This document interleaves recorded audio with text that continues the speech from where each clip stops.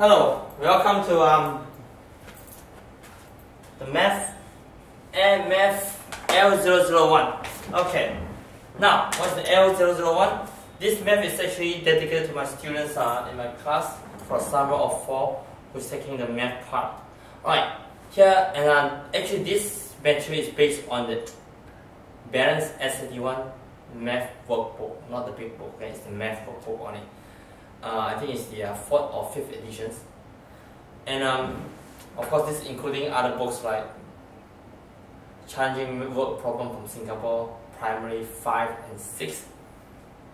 Primary 5 and 6 level, right? So it's going to mix up with other level books. So technically the main book is from S80 Balance math workbook. So you see that if you have, if in my class you have the copies already, but before you start watching this video, I hope that you're already done with your work. But make sure when you do your work, something that you don't understand, or some question that you spend too much time, the question that you spend too much time means that you're spending more than 30 seconds per questions. Some question that you guess, some question you can't understand 99.9%. Those are not enough. And those questions you have to really redo or refocus and re-understand them again before you move on. So here today, you have to put some notes on the side when you're doing it. So right now I'm going to go with you for all those questions. Doing question one at a time. So I might do like the video at like 5 to 10 minutes each, and to make it easy to review. So technically it's one page. Each page is one video, right? So it'll be easier for you to review. So what I want you to do, if you haven't done your work yet, stop the video right now and do your work and time yourself. Average each question. My target for you is maximum 1 minute per question. If you go down to 15 or 16 or 20 seconds per question, that's the best. But of course, you must get it correct if you want to do that fast. Why we want to do that fast? Because I want you to get used to it. And if you think about, if you're doing the S81 test, let's say you have 54 questions, they give you 70 minutes. Let's say when you're doing practice, you can do it in 20 minutes. And you only got 3-4 wrong. And all this incorrect answer is just a careless mistake for you. So think about 20 minutes versus 70 minutes. When you do the test, real test, do it slowly. I think you have full confidence, you know you can do it perfect, right? So and then also when you do practice, you save so much time. You don't need to spend like 70 minutes for the practice. You can do it in 20 minutes or even 15 minutes. Then lower there, right? So it's kind of like helping you reduce your time, helping you to think differently, helping you to see the math differently. Math is not about calculation. It's about observations, right? Intuitive. So let's start. We start from lesson 3.1, tune-up exercise, page 55 in S81 Balance math workbook. Alright. So let's go over the first questions. First question talk about if A equal to. Let's look at the question first before you look at what the information. Look at the question. They're asking what is the value of B minus A. B minus A. So it's very straightforward. So they tell you B is 9 times 1, 2, 3. A is 9 times 24. So you notice that most of the time, most of the students, they either take out the calculators to calculate and punch in, or they just multiply them. That does take a long time because the multiply number is bigger. So what I can do here is just like this distributive. Take out the 9, you go 1, 2, 3 minus. Is it 1, 2, 3? Sorry, it's 1, 2, 4. Sorry about it, my bad. So 1, 2, 4 minus 23. Right? Of course, you're gonna tell me that you're wrong. So it's not live right now. Okay? If you're live, you can do it. But anyway, it's a video recorded, so you just bear with me. I'll find my mistake. Sorry. Right? So 9, 124 minus 123 is 101. So you got 9 times 101 is 9019. Now, this is the way that you show the steps. But of course, in S81, you don't need to show the step. You can do it mentally. If I do mentally, how do I do it? I look at B minus A. B have 124, A is 23. So you take 124 minus 23, you got 101 in your head, and times 9 because there is common multiple. 101 times 9 is 909. That's it. So technically, if I do it mentally, I can do it very fast too, instead of just writing down.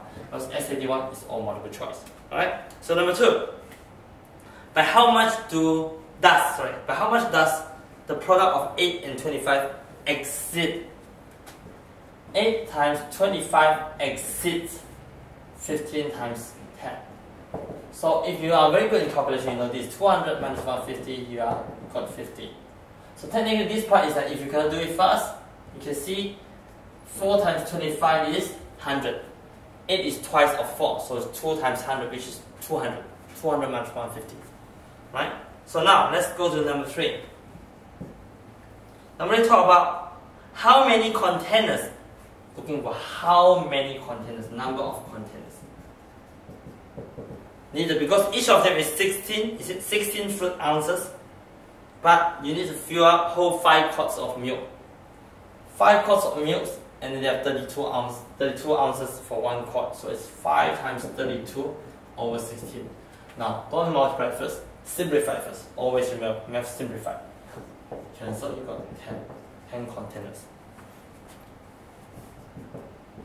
Next, number 4. Very easy so far. Number 4, they said,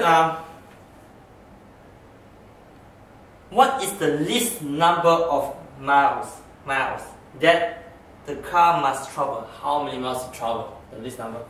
To what? Before the odometer displays 4 digits that are the same. 4 digits are the same. So start from 31983 and become the closest is 32222. So it's no brainer, right? So technically, most of the student or the school will tell you just minus. Yes, this is correct, but it takes too much time. So I'm going to pick up something in between, which is easier. So from here to here, you got a 222. From here to here, because it's this one to here, so it's about 17. 17 plus 222. So you do the addition, you get 239. Is it 239? Yes, 239. Okay? So pretty easy so far. So technically all these 4 questions you don't need to spend so much time. Next one, number 5. This question, let me look at it. Talk about the scarf, $12 and the number of scarf. Okay, they talk about the number and the price. And they're on 2 items comparing. This is proportion questions. Let's talk about proportion a bit before I continue. Proportion. You have direct proportion. I'm going to go very fast in inverse proportion. In this case, okay, just remember the trick first, because I'm going to have a whole topic on this in some other video. So this is cross multiply and this is straight multiply. That's what we talk about. Okay? Direct proportion means one item go up, the other also go up. Or the same thing, like one go down, the other go down. So we talk about go up, same. Or inverse is one up and one down. Okay? So what does that mean? This question talk about number of scarf and the money. Yes, A and B. And talk about the price of A is $12, price of B is $8. And then you can buy 10 from store A, how many can you buy from B? Yep, there's a question, right? Yeah. So now, they're asking how many scarf you can buy from B. So if the number of scarves go down, that means the price of each scarf is less. So this is one up, one down, so it's inverse proportion. Inverse proportion is straight multiply, straight multiply. So you know this is x equal to 10 times 12. So in this case, I simplify them, not multiplying. Divide by 4, divide by 4. Then after that, I can divide by 2, divide by 2. So 5 times 3 equals 15. Okay? So we're doing common. So of course, my lesson in this proportion is not only including two items, it's going to include 3 items. When you include 3 items, which is the toughest question in SAT1. So most of the time, when we are in school, most of the teacher will teach you like, okay, make this 1 first and compare this 2. Take you guys about 1 to 2 minutes to solve it, or sometimes you don't even know how to solve it, even though you understand, and you have algebra. When we work on this one, you don't need to use algebra. Actually, when you have 3 items or 4 items, you can solve it in 20 seconds or 30 seconds. Alright, I'll show you another video about proportion. Okay, so we go on number 6, the last question on this page. Number 6 is very straightforward. Number 6 talk about okay, they want to which arithmetic operation does the symbol represent? They said R star 0 equal to R and N. R star R equal to 0. So A is plus only, B is minus only, C is plus and minus, D is multiply, E is plus, minus, and multiply. So if I put multiply, it's not going to work. So this is out, this is out. If I put a plus, yes, doesn't work. So plus is out, plus is out. So the answer is minus. Very straightforward. So elimination. Okay. We stop for the page 1 for ML001.